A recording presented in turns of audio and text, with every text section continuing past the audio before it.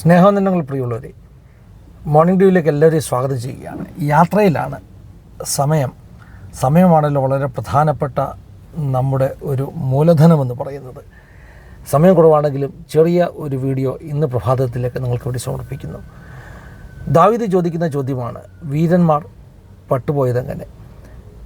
ശൗലും തൻ്റെ അടുത്ത സ്നേഹിതൻ യോനാഥാനും ഗിൽബോവ പർവ്വതത്തിൽ പട്ടുകിടക്കുന്നു എന്ന വാർത്ത കേട്ടപ്പോൾ ദാവീദിൻ്റെ വിലാപം, ദാവീദിൻ്റെ കരച്ചിൽ, എൻ്റെ സഹോദര യോനാഥാനെ എന്ന് വിളിച്ച് കരയുന്ന ദാവീദ് വീരന്മാർ പട്ടുപോയപ്പോൾ കരഞ്ഞിട്ടേയുള്ളൂ. തൻ്റെ മകൻ അബ്ശാലോവും അവനും വീണുപോയപ്പോൾ ദാവീദ് എൻ്റെ മകനെ അബ്ശാലോമേ എന്ന് വിളിച്ച് കരഞ്ഞു. ദാവീദിൻ്റെ ഹൃദയം നാം അറിയണം. തൻ്റെ ശത്രുക്കളാണ് പട്ടുപോയതെങ്കിലും, തൻ്റെ വാഗ്ദത്തങ്ങൾക്ക് തടസ്സമായി നിൽക്കുന്നവരാണ് പട്ടുപോയതെങ്കിലും ദാവീദ് കരയുകയാണ്. കാരണം തന്നെക്കാൾ അധികമായി ദാവീദ് സ്നേഹിച്ചത് രാജ്യത്തെയാണ്. രാജ്യസ്നേഹിയായിരുന്നു. ദൈവരാജ്യത്തെയാണ് സ്നേഹിച്ചത്. ദൈവരാജ്യത്തെ സ്നേഹിക്കുന്നവർ, വീരന്മാർ പട്ടുപോകുമ്പോൾ അവർ കരയും.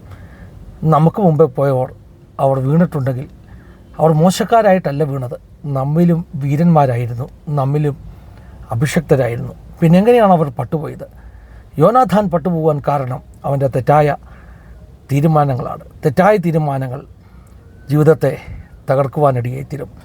അബ്ശാലോം വീണു പോകുവാൻ കാരണം അവൻ്റെ ജീവിതത്തിൽ അവൻ ഓവർ അംബീഷ്യസ് ആയിരുന്നു. ഓവർ അംബീഷ്യസ് എന്ന് പറയുമ്പോൾ ദൈവം നമ്മളെ വിളിച്ച വിളി, ഏൽപ്പിച്ച ശുശ്രൂഷ, അതിലപ്പുറമായി നാം ചിലത് ആഗ്രഹിക്കുമ്പോൾ, ഓവർ അംബീഷ്യസ് ആകുമ്പോൾ നാം എടുക്കുന്ന സ്റ്റെപ്സ് ഒരുപക്ഷെ വീണുപോകുവാൻ കാരണമായിത്തീരും. യോനാഥാനെ പോലെ തെറ്റായ തീരുമാനങ്ങൾ എടുക്കാതിരിക്കുക.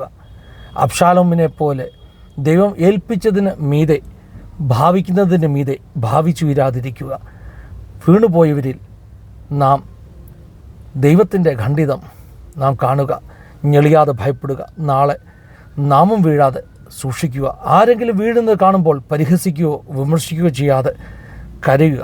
ദൈവം അവരെ ദാസനപ്പെടുത്തട്ടെ. God bless you all. Have a wonderful morning.